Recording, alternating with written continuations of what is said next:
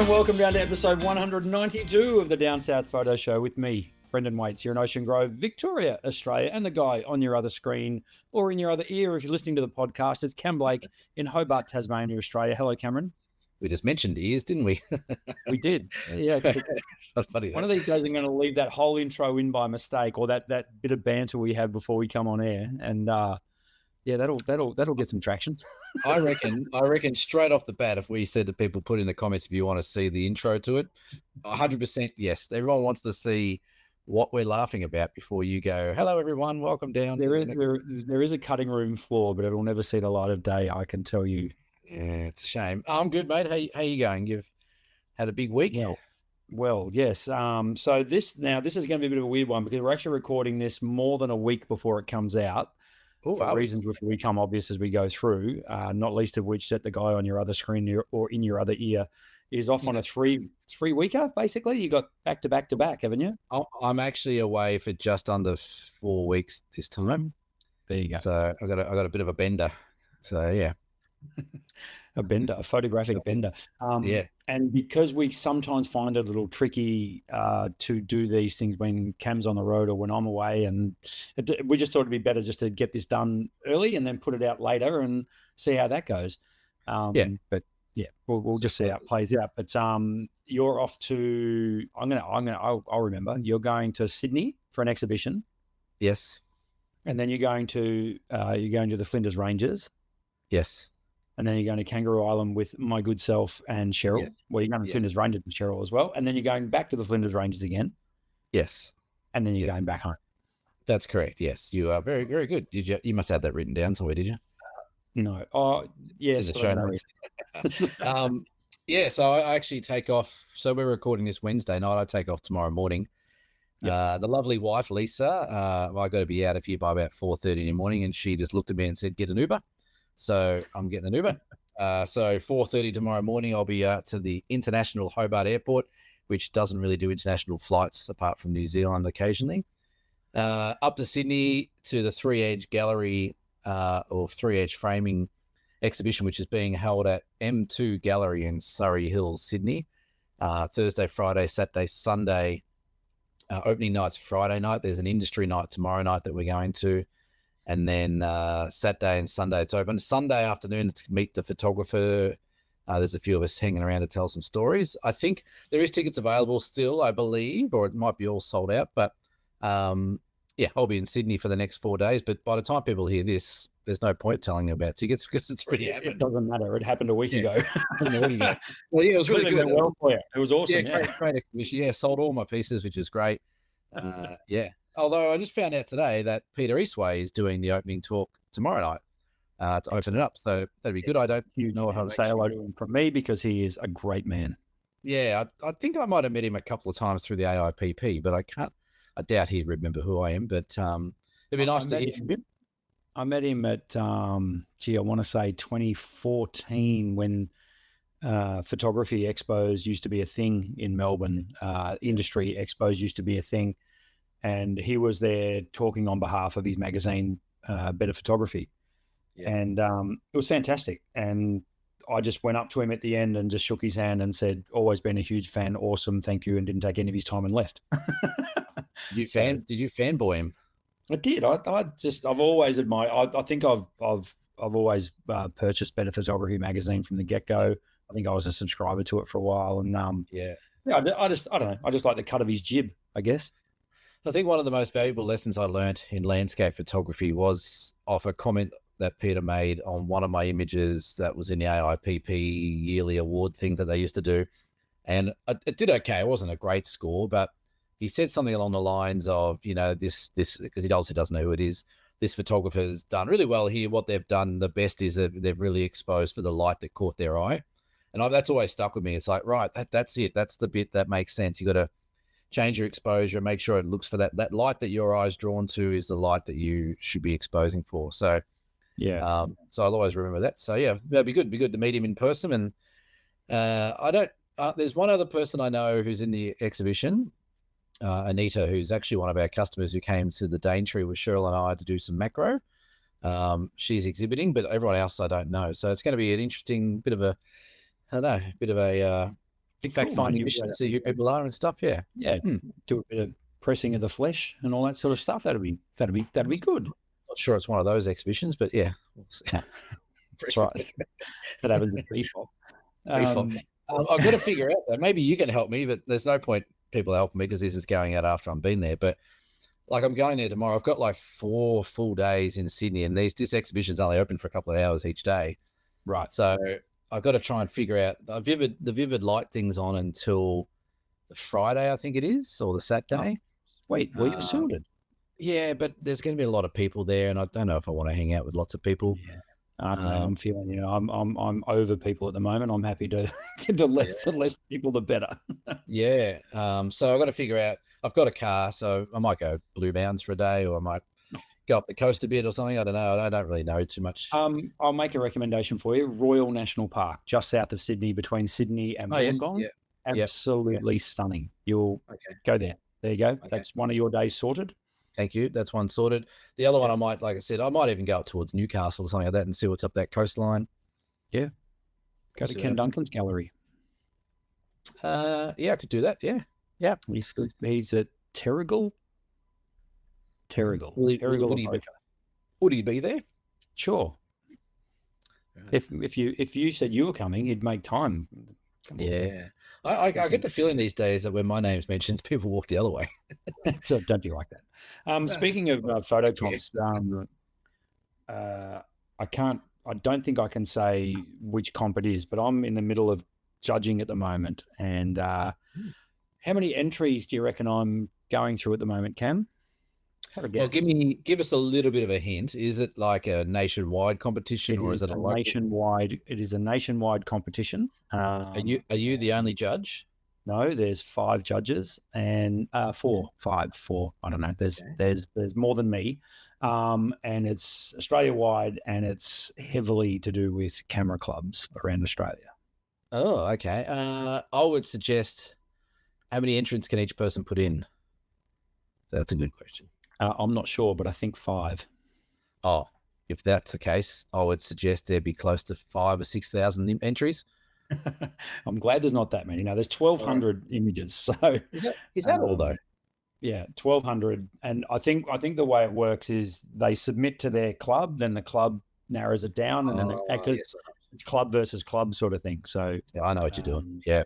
Yeah. So it's it's interesting. Like I started judging today. I think it's going to take me the full 8 days or whatever I've got to do it, because 1,200 images is a lot. Like you've got to and you've got to stop and look and work it. You don't have to comment on each image, which is great. You literally just give a score and move on. So are there different categories as well? No. The theme is Australiana.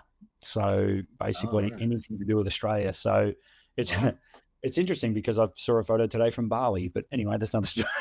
Well, I guess that's almost a state of Australia these days, isn't it? That's where all the cockheads from Australia go. Was it a picture of just some bogan guy punching on with someone else? No, it was a picture of a heap of dudes surfing. So maybe they could have been on their way back to Australia. They went the wrong way. True. That's true. But yeah, anyway, it's been interesting to say the least so far. But it sort of it brings me to a topic, but we'll tick that off in a sec because we want to show some photos first, because we like to do photos of the week. And I'm going to start with yours. I think it's your turn to go first, Cam. Well, speaking, I went first last time, but that's okay. First, because we only recorded 3 days ago, I remember that. Back on your competition, we need to do a competition too, don't we? Should we roll one out on this episode?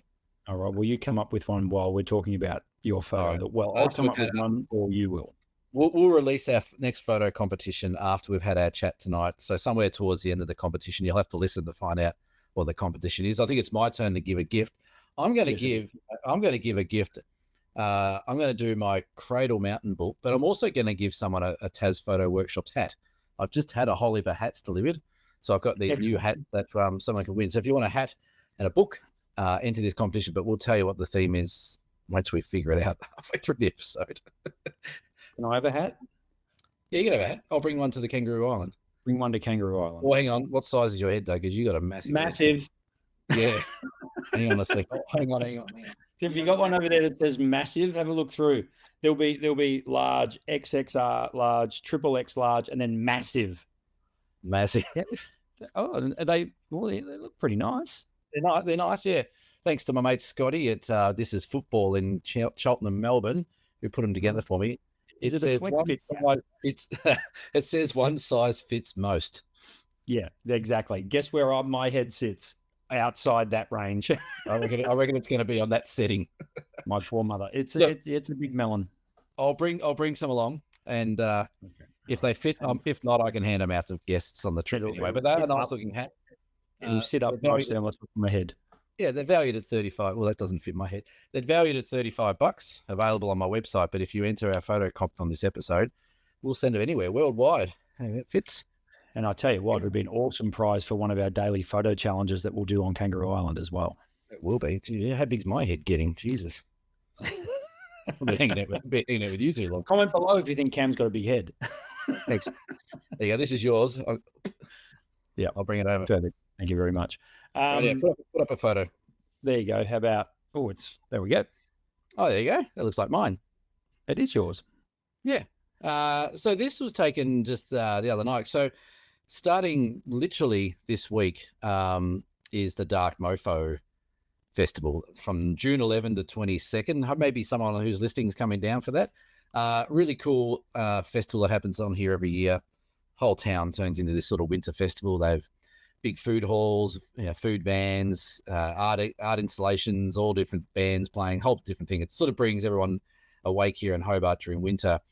But I was walking around the other night because I do have what they call Paint the Town Red competition that's run by Hobart Tourism here. But I'm not going to be here for most of it, or all of it really. So I was able to enter some this week. So I went out the other day. I thought, I'll try and enter this one. I've won this competition once before, so I feel like I should try again. So I went out for a bit of a walk, and yeah, not long and behold, there's the Spirit of Tasmania 5 docked in Hobart. And the reason it's docked in Hobart is because it doesn't fit in Devonport, because we didn't build a dock big enough to have it there. But it's actually, to their credit, they're quite smart, the people down here. They've actually brought it down to actually make it, people can go on board and check it out while the festival's on. So people can go check out the new Spirit of Tassie and have a look around while it's docked there. So good promotion by Spirit of Tassie while they got tens of thousands of people visiting Hobart. So question without notice, please. Yeah. Was it? Did they build Spirit 5 and 6 at the same time? Oh yeah. We built 2. Yeah. So I think so I drove over the Westgate going to the football on Monday, and I'm pretty sure Spirit 6 is now docked at the old ferry terminal in Melbourne. That wouldn't surprise me either, because it fits there as well. It just doesn't fit where we need it to fit. The funny thing is, how long before Devonport's ready to receive said ferries? It's about 6 months, towards the end of the year, apparently. So by that time, they'll have to replace them again. Yeah, that's right. It'll be out of date. So they sail this boat down and park it there. But to get back wherever it's got to go, it's got to have fuel, right? They've got to fill up the big diesel engines and stuff like that. So the bridge here at Hobart, which is the Tasman Bridge, this boat doesn't fit under it to go to the fuel arges where the distilleries are to fill it up. So they can't fill it up down here. It's got to go back to Devonport to get filled up on fuel to go anywhere. It is the most ridiculous, and somehow someone hasn't lost it. There's been one person lost a job over this, I think, or 2 people. It is laughable. Didn't you? Yeah, the state transport minister lost his job. I know that, but yeah, and the CEO, whoever runs TNT Lines or T Lines, whatever, they resigned. But it's an absolute shambles. So much of a shambles. Anyone who's listening who knows the show Utopia, this is real life. This is not an episode of Utopia. Well, there's another episode of Utopia on the ABC about the Tasmanian Stadium. Yes, which just started. That no one wanted. Funny thing about this is last year in Scotland, I could have driven about 45 minutes from one of my locations and seen this docked in Scotland, where Tasmania was paying something stupid like $500,000 a week to dock it there or something like that. It was just so stupid. So anywho, I saw it there. I thought, hey, that'll make a good photo. And I'll probably enter that in as well because it's got red on it. It's all a bit of a red theme. So yeah, cool. Yeah. I like it. It's nice. And you shared with me another image. Now, were you happy to roll straight into this one? Yeah, if you want to. Yeah. Yeah. So this is Wowza. one I This is one this I is entered. something a little different for Mr. Blake. It is a bit different for Mr. Blake, yeah. So this is what you call a stuff up, because I'll post up the other one that you can share in a second. But so I was using my little Leica camera, that's like my little street camera that I went around with, and that's all manual focus. And the first photo I took, I was in a bit of a rush because these lights were scrolling through different colors. So it was like red, green, blue, yellow, red, sort of. And I was like, oh, there it is, it's red. And I got under this thing that was there, this spiral, standing under it and looking up, taking a photo, like directly straight up. And it went green and yellow. And I, oh, bloody hell, I got to wait here till it goes red again. So it came red again. I went, oh, good, snap, quickly took it, looked at the back of my screen. I'm like, I didn't even focus that. Like, I was in such a rush. I didn't even try and focus it. So then I refocused it, and that's what the next photo that you'll put up there looks like. So that's what it looks like focused. And I went, that looks pretty cool. But then I looked at the one that was out of focus, and I went, I actually think that one looks more interesting. So I went with the out of focus one as opposed to the sharp one. But it was just a rush job. We went out with the family for dinner and was walking around the back of Salamanca and found this little structure. And I thought, that's cool. And then I just completely cocked it up. So I went with that instead. I like them both, but definitely this one's better. Yeah, that's very cool. Way more interesting. That's bokeh in real life, isn't it? Like that's so cool. Yeah. So I'll enter that one into the little competition as well, and see how it goes. But yeah, it was just a bit of a happy accident where I looked at it, I went, oh, that's crap. That's stupid. How did I not even focus that? And I went, oh, hang on a sec. You know, my problem, Brendan, I've realized lately is I don't keep anything a secret. I just put all my mistakes out there or things that I say, but this is not connected to that, as we know. You definitely know. No filter. No filter. But it seems to happen a lot these days where I'm just like, oh, whatever. Don't care. So, yeah. No, I like it. And I just want to quickly, I want to talk about, we'll come back to my photos in a sec, but because we're talking about competitions and how I'm doing some judging and you're going to enter that into a competition and stuff like that. Yeah. Have we lost the art of storytelling in photography insofar as when it comes to photocomps? Because I'm seeing, for some reason, I don't know, is it comp season or something? Like I'm just seeing photocomps left, right, and center, and people talking about them a lot at the moment. And you know, different publications do them, and the AIPPs and all this sort of stuff. Why are comps mostly set up for one image? Are there any comps out there that let you tell a story? So, case in point, like when we do our Mallee tour and we go to Swan Hill and we go on the paddle steamer Pi app, and I encourage people to tell a story when we're there, and that's generally opens people's minds up a little bit. So, and it sort of serves for any location that you could go to. Like if you go out and take photos, people listening at home, if you go out and take photos in the next few days, have a look at maybe trying to tell a story and trying to link a few images together, and then showing them on the screen as like a triptych, for example. So 3 photos, or whatever 4 is, a quadtich, or whatever you want to call it, or even just 2 images that are linked together.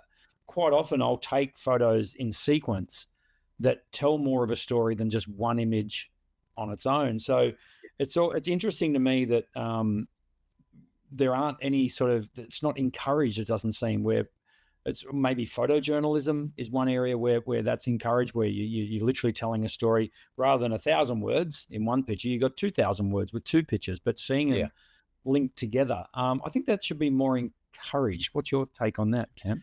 Well, you're right. It is definitely photo comp season. The Australian Photography magazine has theirs every year. That's where people flood the internet with their certificates that they got. Some people in our little neck of the woods did very well. Some people got some really good ratings, so well done to them. And then you've got like the Epson Pano Awards, you've got the Natural Landscape Awards, you've got the AIPP stuff. Camera House have an award going on every 2 seconds. There is some competition. I actually just entered one, which is only, like I said, I don't enter many, and that was the one of the, I can't think which was, the Natural Landscape Awards, and they actually allow you to do a project. So you can put in a series of photos that's a project. So the last time I entered this was a couple of years ago. I did a project on the west coast of Tassie with the coastline and then the forest, and did like coastline and forest as 2 separate projects. So there is some that do allow you to do a series of shots as a project, but a lot of them are set up to just be a single image. You can enter as many as you like, type of thing. But I don't know, photo competitions these days. I was actually talking to good friend of the show, Tom Putt, the other day. Checked in, and we actually started talking about this exact same sort of thing about competitions and what's going on. And he's very much a competition enterer, person that enters competitions. And he was saying that he just won't enter many anymore because they're just too expensive. And it's just he just feels like now it's more of a cash grab than anything. And on the back of that, you can enter in, for example, 8 photos for $100 or something like that. Oh, but if you want to enter in a project, there's another 8 photos for another $100, and then you'll go into a different category. So, if you want to be a little bit skeptical, you could look at it and say, well, they're encouraging you to put as many photos in as you can, and they're trying different ways for you to get those photos in there. Is it just a bit of a money grab? Look, and that's going to split the crowd down the middle who thinks it's a money grab or not. But yeah, it is a bit funny when, I guess as well as the organisers, just thinking off my head here, that if they do come out there and say, oh, we want you to put a series of photos in and tell us a story, maybe the skeptics might also say, oh, that's just a cash grab. I just want to enter one photo and do stuff like that. But I think you're right. I think the art of telling a story, not in photography as such, but in the competitions, is almost completely lost, because it's very hard to be able to tell the story in just one shot. Obviously you can, but like you're talking about, like a series of shots from a trip or an event or a moment or something like that. But I think they are mostly set up just for that one image. Again, you're experiencing what happens if there's 1 million images in one competition. Yes. Imagine they took the 10,000 people that enter these competitions and gave them a license to enter 3 times as much or something like that. Judging them would be a bit of a nightmare. And, I guess a lot of the competition. Yeah. I'm only very early in the judging. I've only probably been through 150 photos so far, but of that 150, 2 or 3 were series. There was 3 separate, completely different images of one subject. Right. And then the first one that came up, I had to go back to the rules and read, the rules just to check it. Yeah. And nowhere in there did it say you couldn't do that. It had to be one canvas, if you like, one thing that I can look at on the screen at once. Yeah.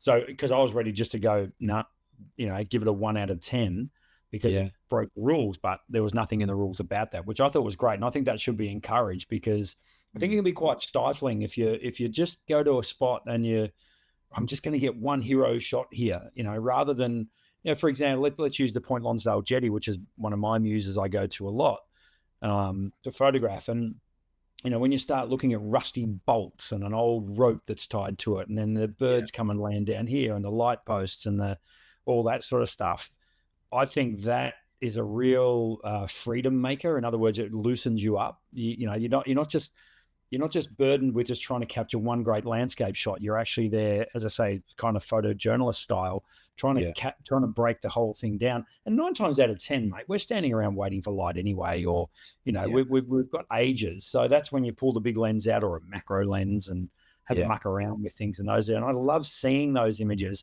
It's almost like the lead up to the shot that you're after.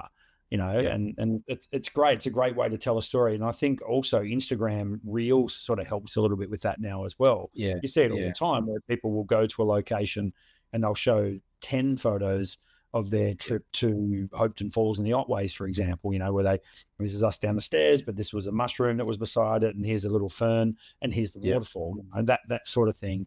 I just feel like people sort of forget, and that's a good timely reminder to, when you're at a location, shoot the hell out of it. Like, it's great practice, if nothing else. Yeah.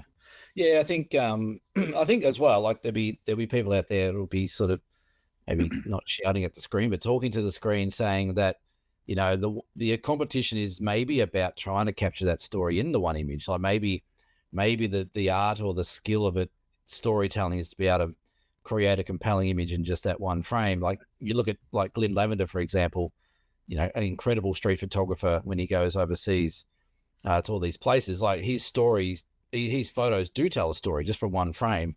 You can sort of see, the desperation in the person, or the the stress in the person, or the color in the situation, of what's going on, or the location where it is. So yeah, I think it's a bit of I think it's horses for courses. Like, I think what you're saying about making stories out of series of photos, or being able to share that story in a series of photos, is great. But I don't think that's for competitions as such. I think competitions are about that one moment that, is captured well. It doesn't mean people can't go and shoot the hell out of it and get that one moment out of those 20 or 30 shots. But I do like the projects ones that they put up there. I think, there's the one that I see that does it is all natural nature. So it's all landscape, but I think that could be opened up for other competitions, like, street photography, whatever, even like wedding photography or something like that, that series of shots that tell the story of the day, or whatnot. And Yeah. according to statistics, 60% of our listeners and viewers use Canon, so they're probably part of the Canon Collective. And if you're not, you should go and check it out. Canon Collective, I believe, do that. They'll set a thing. Aren't they dead, Canon Collective? No, I think they're still a thing. From No, recent memory, I think I saw something about Canon Collective still kicking on. But I know a lot of people that listen to the show have spoken to me about Canon Collective. I think I'm pretty sure during COVID they were quite big on doing themes, and they gave people a task to shoot and tell a story about a particular subject. But if I can just rewind to our good friend of the show, Mr. Lavender, where and I'm sure people know about Glenn, and if you don't, check him out. We'll link him below. He's been on our show a few times now. As Cam said, an awesome street photographer in places like India, for example, where he goes and shoots street scenes in India. What really resonates well with me is his BTS stuff. So he'll be there lining up a shot. He'll have someone holding a light. He'll have someone holding a reflector back here. And then he'll just run over in the background and use his iPhone to shoot a shot. And he puts that up on his website or on his Facebook. That I find fascinating. Seeing, wow, look how different it looks to what he actually captured. Seeing all this set up behind it in the chaos of somewhere like the streets of India. That's real. I love seeing that kind of stuff. And I actually love seeing it from all photographers. I love watching making of stuff to see how it was all put together technically. And I think there's a lot to be said for that. I would love to see, like, people who win these comps. I'd love to see an interview with them and say, and hopefully they've got photos of how it led up to that moment, and how they got that sound. Sure, a lot of them are off the cuff, one shot wonder. You happen to be there when the kangaroo hopped across the lake, but there's also other shots, other times when it was planned to the nth degree. The moon was going to rise at this spot at this time. It was going to be full. The tide was doing this, all that. I love that. I love all that sort of behind the scenes stuff as well. It's interesting. The Canon Collective did fold in 2020, but the Facebook group is still going for anyone who wants to check it out. So, because I remember that was a big hoo-ha with all the ambassadors they had. They Canon pretty much screwed all the ambassadors. They said, sorry, we're not supporting you anymore. See you later. Thanks for coming, Canon Collective. Away it went. But there is still a Facebook group. I just checked it out there. So Cool. Photocomp's a funny thing. And maybe you should start your own photocomp, Brenz, and design it how you'd like to be able to judge it. I think by the time I've done with these 1,200 images, Cam, I'll be well and truly done with it. This is my sort of one hit of the year. I think every year, a couple of years ago, I had the best experience. I went up to the Colac Camera Club. I think I talked about this on the show at the time. It was winter. It was cold and crappy. It was rainy. I drove up to Colac and I went into this little tiny shed. Basically, it looked like a clubhouse of a bowls club or something, and they had their comp in there. It was 11 people, and they all had photos to show me, and there were some people who couldn't be there, and I went through their photos. I had the best time, and the reason I had the best time was because it was talking to people face to face about photography and about their photos. I really did enjoy it, and then it was just the right size for me, Cam. Like, we've got the Geelong Camera Club here quite close. There's a lot of members that go to that. I don't think I'd want to get myself up in front of that many people, but these smaller little camera clubs, long may they live. Like, I think it's fantastic. You get towns like Colac, or, you'd have a couple in Tassie, surely, that have got and there might not even be proper registered camera clubs. They're just like-minded photographers who get together once a month and share stories and show photos and stuff like that. I get more of a kick out of that. Yeah. And I gather you're getting paid for this judging? Hey, mate, I get a bottle of wine. They gave me can you get this? They gave me a check, God bless them, for my petrol money, and I ripped it All up in right. front of them. I tore it Yeah. up in front of them. That's That's good. ridiculous. I don't Jeez. need that. Yeah. Yeah. Yeah. Like we've got some camera clubs down here. There's a couple of small ones. There's a couple of bigger ones, and yeah, the judging's interesting. It's funny because I was doing the Beaker Street judging for Yeah. quite a while, the Beaker Street science judging, and not doing it this year, but that's all come out now. Shout out to Chelsea, good friend of the show. She's a finalist in one of her shots, so congratulations to her. Way to go, check, yeah, check out the Beaker Street Science photo comp. Voting should be still open by the time this comes out. Go vote for Chelsea. It's a beautiful shot of the Fagus tree with this gnarly bit of wood with all the different coloured Fagus. Looks like traffic lights. It's very, very cool. So I like it. So yeah, nice. Good old photo comps. I'll show you a photo if you like. This was Monday morning, so Monday was a public holiday. I think in Victoria. Was it in Tasmania as well, or just here? Yeah, we also celebrated the King's birthday, which isn't actually his birthday. Yep. Is it? It's not Australia wide though, is it? The King's birthday? No, Sydney, I don't think had it. Yeah. So okay. Yeah. So it was cool. I've sort of started the day right, and I've been meaning to do this for ages to get back out shooting. And look, winter in the Southern Hemisphere, the sun doesn't come up till like 20 to 8. It's fantastic. It's the best thing ever. I can stop by somewhere and get a coffee and roll down and shoot this. And it's a bit of a sneak peek because I actually videoed myself while I was shooting this for the first time in ages. So I'm hoping to cut that up pretty soon and get it here on the channel. So keep an eye out for that. It might have already come out before this, but anyway, you'll know that if you've already seen it. Anyway, this is Queenscliff. This is it's starting to actually get known, the shed in the distance there, as Mel's shed, and that is named after #1 ticket holder Mel, who took a fantastic photo of that shed, which I think I shared on the channel a few weeks ago. So it's become known in my circles as Mel's shed. And it was one of those sunrises where I sort of got up, looked out the window, and it's like, I think this is on. So I might have driven a little fast and got down, because it's about a 20-minute drive to get down here. And went out and just sort of got there, and the timing couldn't have been better. I got there with about 15 minutes to spare. I could see a little bit of color starting to happen. Now, after I got this shot, and I haven't got it here to show, but it will come up in the video on when I was actually shooting these, the sky went off. It just lit up all red and everything. So that was great. So I really enjoy that. That's an awesome spot to take photos. That's I think it's just called the Boat Shed Jetty at Queenscliff. So here on the Bellarine Peninsula. Well, it's not going to be called that anymore. Mel Shed. I'm going into Google Maps here, and I'm naming it.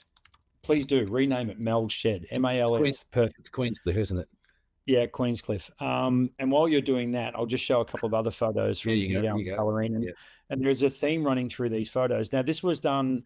So I was meant to talk about this last week, but the podcast went for 90 minutes, so we sort of bailed on it. But I had a lovely gentleman come with me for my 4-day Bellarine Peninsula tour, which was between Great Ocean Road and when we spoke last time. And we had an absolute ball. It was so much fun. It was great because it was just the two of us, and we were able to be quite selective with the locations. The gentleman in question didn't have a heap of mobility, so he just wanted places that we could walk to very quickly. This is Barwon Heads.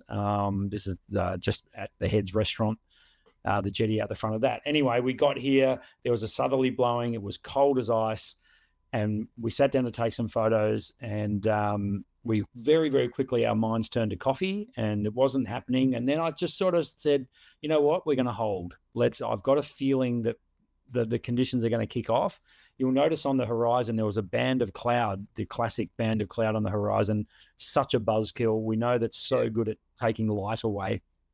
But I noticed it was moving and just starting to lift. So we hung in there, and then bang, it all lit up nice and gold for us. So it was pretty cool to be able to get that the little rails which lead to a step ladder off the side of the jetty. That's quite new. That's only just been installed in the last few months. So they gave us a nice little feature, and of course it had been raining, so the jetty was a little bit glossy and reflected a bit of light. So it was good fun.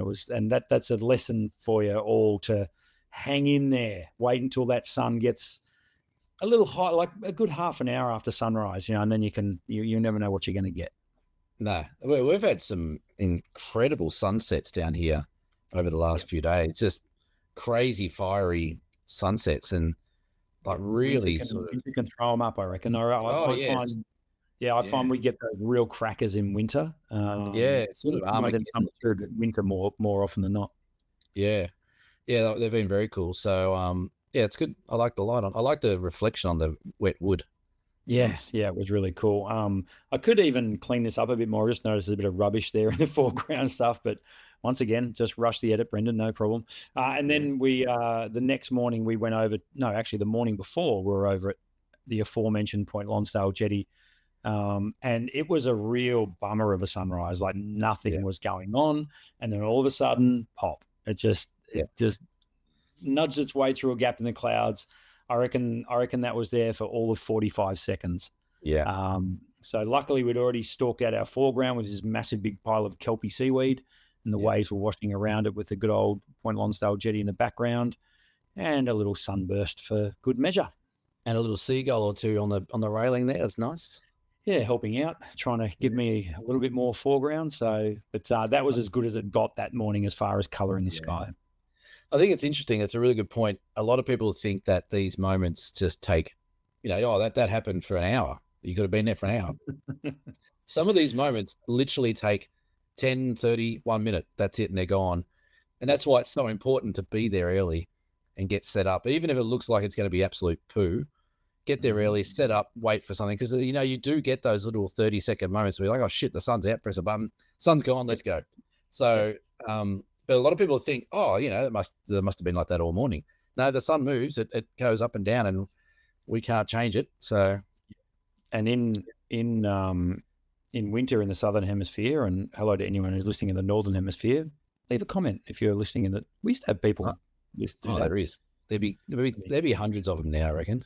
People from the UK would tune into us. I reckon there's a few closet listeners in the UK. Yeah, okay. Well, they need to subscribe. Thank you, everyone, for subscribing. I haven't said that for months on this podcast. Thanks, everyone, for subscribing, liking, and following along, sharing us around. Do we care about subscriptions anymore? There's a big subscribe button down there if you want to hit it. It's free. Right. Subscribe. Why not? Then you'll see more of this stuff that we like to talk about.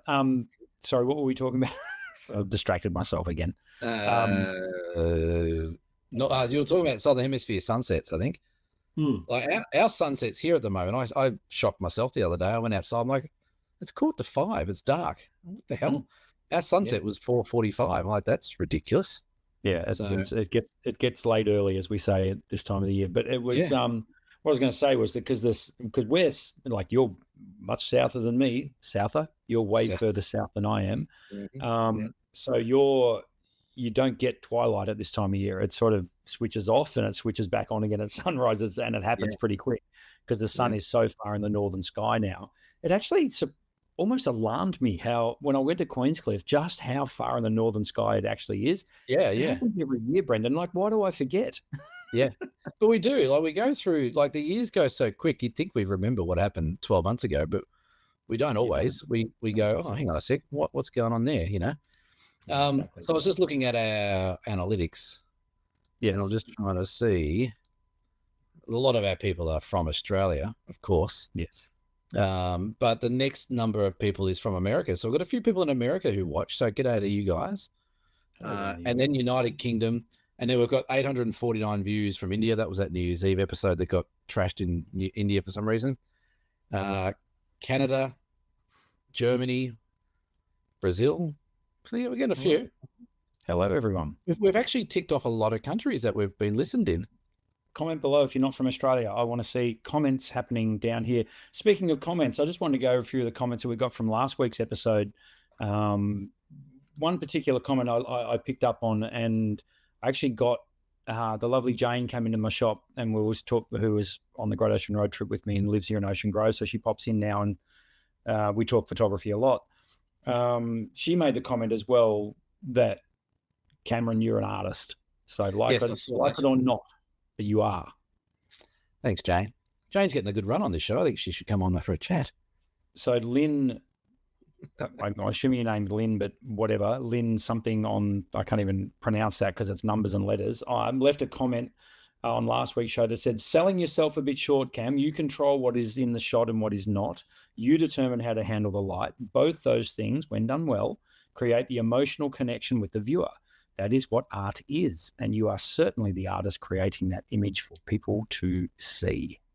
Ooh, okay, so it's obviously rubbed a few people the wrong way by not saying No, it's rubbed them the right way. They're Right way. encouraging Well, you. right Cam. way. Yeah, because that's good. you were a bit hesitant to call yourself an artist, but people are saying, Yeah, no, come on.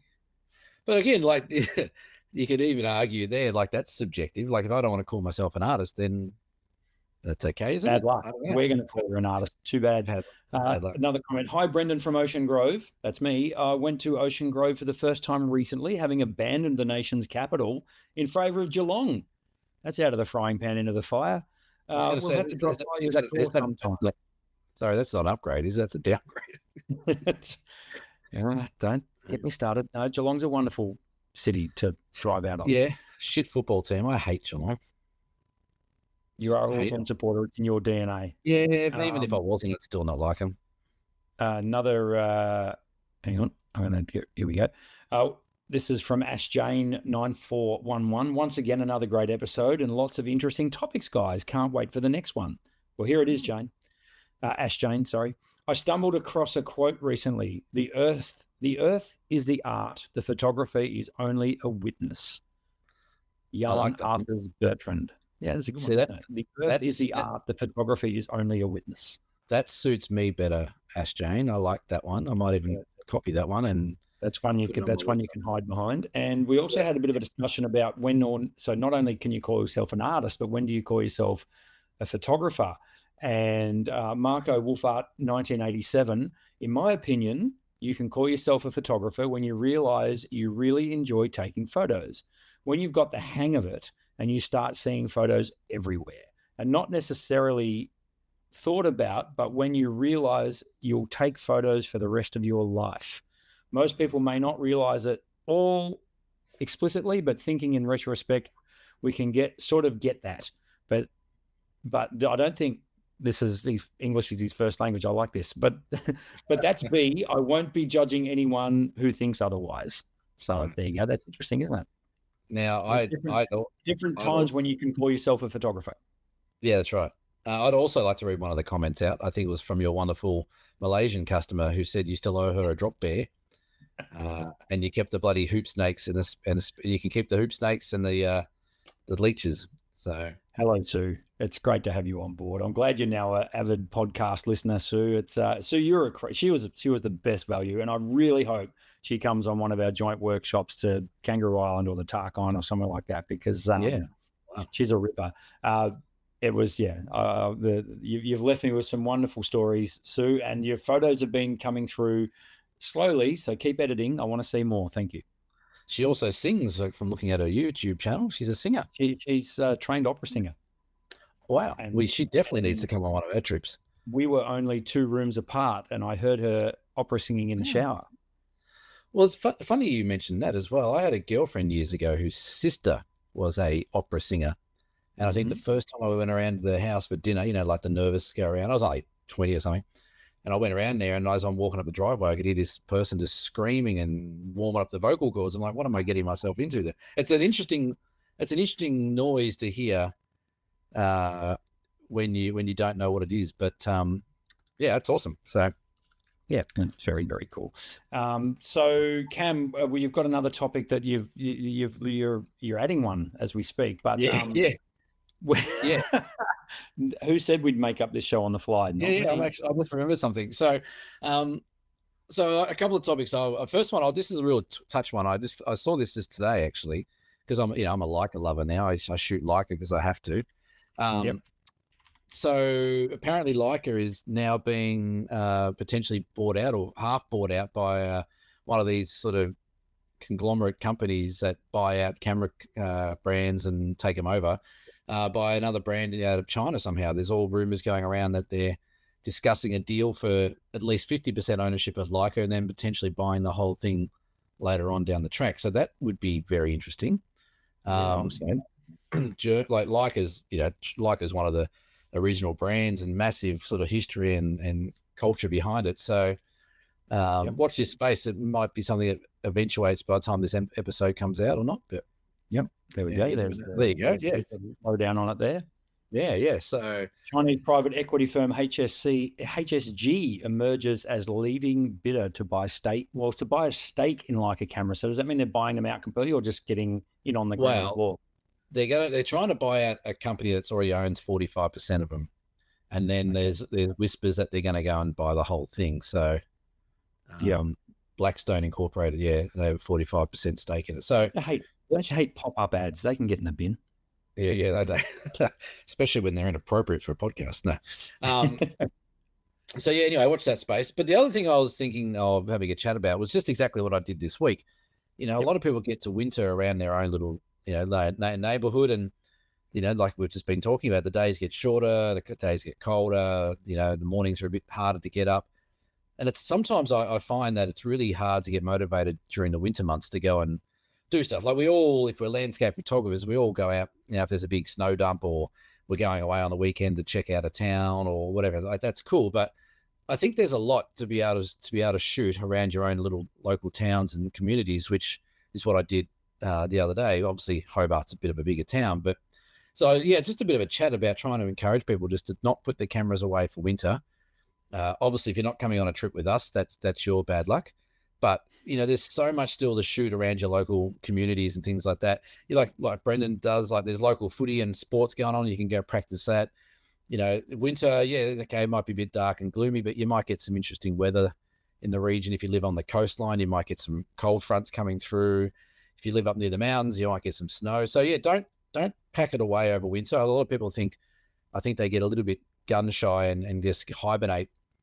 And maybe just go out only with their camera clubs, and that's about it. I think you should go out more. Like you look at for guys in the UK, like the people like Thomas Heaton and things like that, and Nigel Danson. They're out all the time. Doesn't matter what weather. They're out exploring their local regions, checking out places. There's probably still a little bit of fungi around if you go do some fungi photography, or the other day up at Mount Field with those snow gums. If it's been raining, you get into the forest. They're fantastic. So just wanted to try and maybe put a little bit of a pedal to the metal for people to get out there and keep shooting through these colder months and try and test yourself a bit. I know Felicity Johnson, good friend of the show, also been interviewed on the show. She went out to, I think, Macedon Ranges the other day, and she was only out there for a couple of hours, but got these incredible foggy forest and, dewy cobweb shots and things like that. So just encourage people not to hibernate, get out there with your camera, because you lose it, you don't use it, you lose it. So get out there and keep practicing. And I would actually go so far as to say, in my humble opinion, it's the best time of year for photography. Winter. The light is generally more subtle, and I think we have a tendency to lean towards softer light as landscape photographers. And you don't get shots that are quite as contrasty as you get in the height of summer. Harsher light in summer. So I really like that. And particularly where I am on the south coast of Victoria, we can get some really dramatic seas coming off Bass Strait. Further along the coast out to the west where it's sort of basically coming straight from Antarctica. So that's fantastic for that. But you're quite right. Like things like dew on the ground and dew on cobwebs, absolutely fantastic shots. We've got a couple of spots here where, and everyone's got them. Every small town or even every city in Australia has got a spot where I guarantee you haven't been yet with your camera. So 100%. Seek that, go and find that, and look up, find a spot. You've just in your back of your mind, I've always wanted to go and check that out. And we've got a road here on the Bellarine Peninsula called Knights Road, which I think I'm going to have a crack at trying to make famous. It's got this fantastic. It's not like Kangaroo Island with the tunnel trees, but it's not far behind it, and it's got that road that sort of disappears. And I'm just waiting for the next foggy morning. I'll be straight out there. It's got a cracking old dead, I don't know if it's an oak tree or something like that, right at the end of a laneway that's just going to make the best photos. So seek that sort of stuff, and scratch the itch. You think you've shot it all, you haven't. There's no way. It's impossible. You can't have shot it all, even in your local area. So Yeah. Go and find that sort of stuff, particularly in winter, and also make note of where the sun is in the sky, and then go back there in 6 months' time. It'll blow your mind just how far across Yeah. the northern sky the sun travels between winter and summer, particularly in the southern reaches of Australia, but even up, like even in Brisbane, like it's still. It amazes me in Brisbane how quickly it gets dark when the sun goes down in winter. Just drops It's off, like doesn't someone it? just pulls the cord and it's dark. Yeah. It's incredible. Yeah. Yeah. Yeah, absolutely. And I think even that's a good project, those ones that do a photo from the exact same location, every month or every 3 weeks or something like that, and you put them all together and you can see where the sun does like a little S curve through the sky where it comes high and then back through over a whole year. It's very impressive. So yeah, get out there and like I said, explore your local area, like local park, gum trees that are wet, all those different things, but give it a crack. But I think that brings us on to maybe our photo competition, which I've just changed the theme of it just while we've been talking. All over the shop. So I think new photo competition. So this will be running until the end of July. Yep. So hang on, let me just work this out. This is going to go. Yeah, let's do it to the end of July. Fair enough. Yep. End of July. You have to go to the Down South Photo Show Facebook page. There'll be a pinned post on that page where you can submit your images. You can submit one. You can submit 1,000. Doesn't matter how many you put in there. Please don't submit 1,000. Don't submit 1,000. Someone put 1,000 in, please. Don't. It's actually your comp, so put 1,000 up. That's fine. Yeah. The winner will get a brand new Tas Photo Workshops hat, along with a Cradle Mountain Overland Track book, which we haven't got many left actually. So the theme of this one, the Tassie have Paint the Town Red at the moment here in Hobart, where you got to take photos of things that are red. I want you to paint your town winter. So over the next month and a bit, I want you to create some really lovely local winter shots. I don't want to see someone that lives in Melbourne taking shots of Kosciuszko. It's got to be local. It's got to be within your 30-minute radius of where you live. Trying to encourage you to get out locally, and whether or not it's a nice path or it's a nice reflection out of a puddle or whatever it might be, but it's got to be wintry. So it's got to make us think, yeah, that's the middle of winter. So can't be a 40-degree day photograph from last summer that you want to put in there. So check out the Facebook page, Down South Photo Show on Facebook. There'll be a pinned post. Add it in there. We'll give it to the end of July. We'll pick a winner in August. August. And then, God, it's ridiculous. And then we'll send you out a nice prize for those who win, or that person that does win. Excellent. And coincidentally, I am speaking with John, who won our comp last time. He's sent in 4 or 5 canvas prints for me to do. He wants me to pick one of them. Oh, and also shout out to Shaz Bang, who's sent me a lovely photo from Milford Sound that she did on your New Zealand workshop. And she's getting a 24 by 36 inch canvas done of that shipped up to Gympie. So I'm looking forward to getting that done. Is that the one with the dead tree in the foreground? Yeah, it's a crack of that one. That is. She actually sent me, g'day Shaz Bang. She sent me an email the other day about she wants me to critique some of her images, which I will do, most likely when I'm in Sydney when I've got a bit of downtime, Shaz. And she said, don't hold back. So strap yourself in. Send them into the show. We'll chuck them up on the screen and do it live on the podcast. Yeah, we'll rip your photos to shreds like we did last week with Mel. We certainly will. No, she's a classic. So she's coming on some workshops still, which is great. Funnily enough, my Utah trip this year, which we've had a bit of trouble selling, I think because of that T word that we don't want to mention, ends in prick. So I think I was almost going to drop another word there, but I didn't. Oh God! Now we're on a list. Good on you. I think prick. I didn't say the other one. But next year just sold out. We had 2 people booked today to sell out the last 2 places for 2027. So our last trip to Utah next year is completely sold out. We're not going to Utah again in 2028. We're going to be going to Yosemite National Park and changing it around a bit. But just weird. Like this year, we've got 2 people, Sally and Joe, who I'm actually really excited about. We've just said, bugger it, let's just go. Let's have a great time and let's explore it. And you know how good that trip is. And we'll see how we go with just one car. I think it's going to be pretty cool fun, actually. So, but yeah, it's just weird how it just happens that all of a sudden people just sell things out. So it doesn't rain, it pours. Yeah, that's right. So, Yeah. No, have you got any shout outs?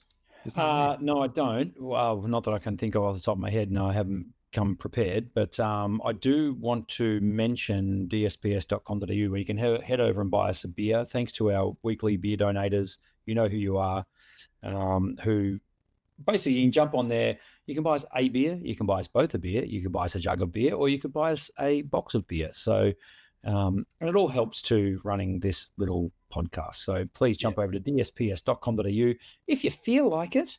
But the cool kids usually buy us the slab. But Mel had, thanks to Mel Haddon, who has bought us a beer. Sarah Egan has just bought us a beer today. SJE. Yeah, SJE. She's still floating around. And I believe that Peter Langdon also bought us a slab last month. I'm not sure if we mentioned him or not. Give it up to Pierre. Yeah, so he did well. I don't know if that was apologies for anything, but he said it through. So yeah, but Peter's having a great time at the moment. He came with me. Well, he came on the East Coast Tassie with you and I, and then he chucked himself down the Great Ocean Road with me a couple of weeks ago. And he's now trying to convince his wife that he should go on more photography workshops every year. I think he should too. Yeah, I don't think that's a bad thing. I think his wife probably is on. She should let him do it. I think she's quite happy to have him out the door.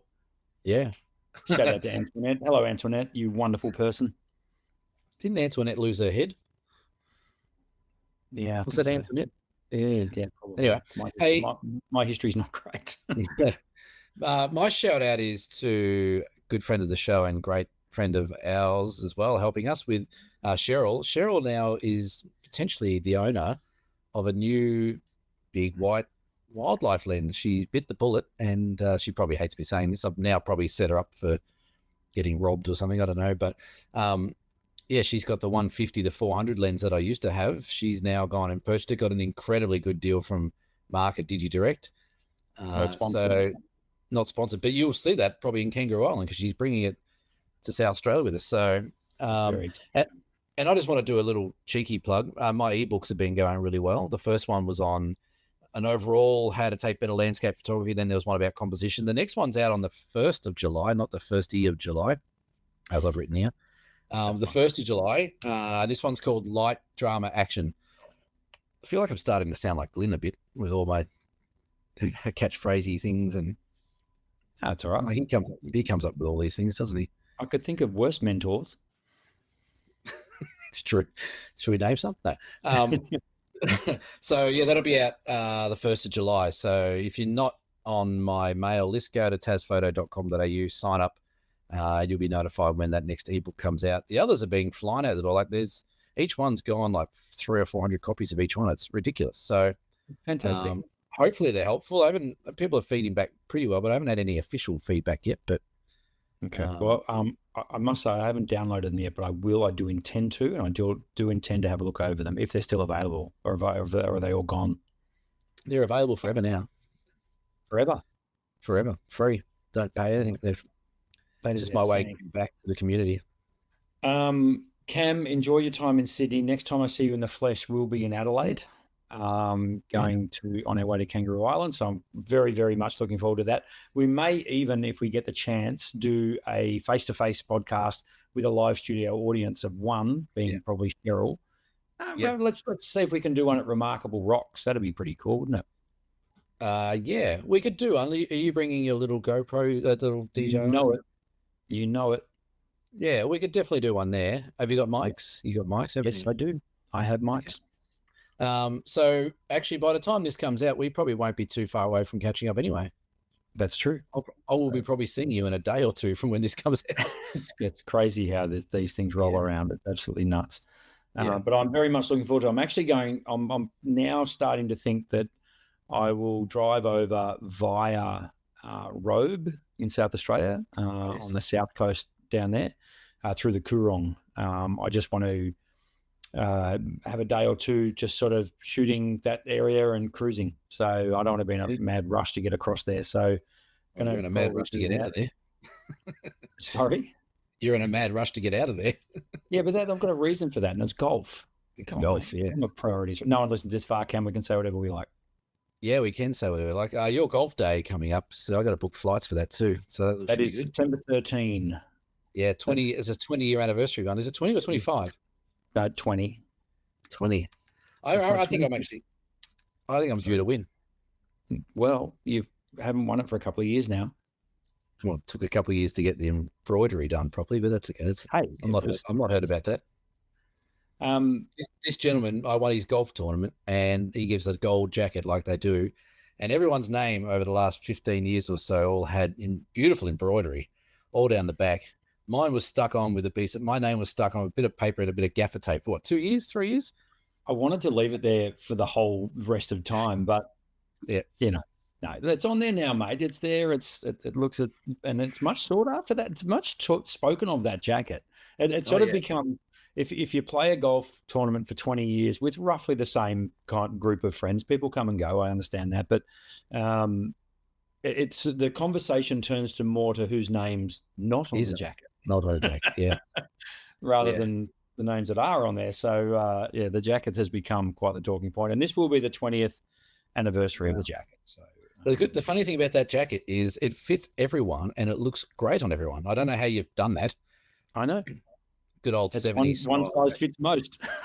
That's right. Yes. So there you go. Everyone loved the callback. All right. This has been episode 192 of the Down South Photo Show. We will join you sometime down the track. Keep an eye out for the short vid that I shot from Sunrise the other day. That'll come up at some point if it hasn't already. And Cam, enjoy yourself in New South Wales and South Australia. And thanks. We will see you for episode 193 sometime in the near future. Say goodbye, Cameron. Goodbye, Cameron. We've got 7 to go before the double ton. That's pretty good. Look at us go. All right. Bye for now. Bye now.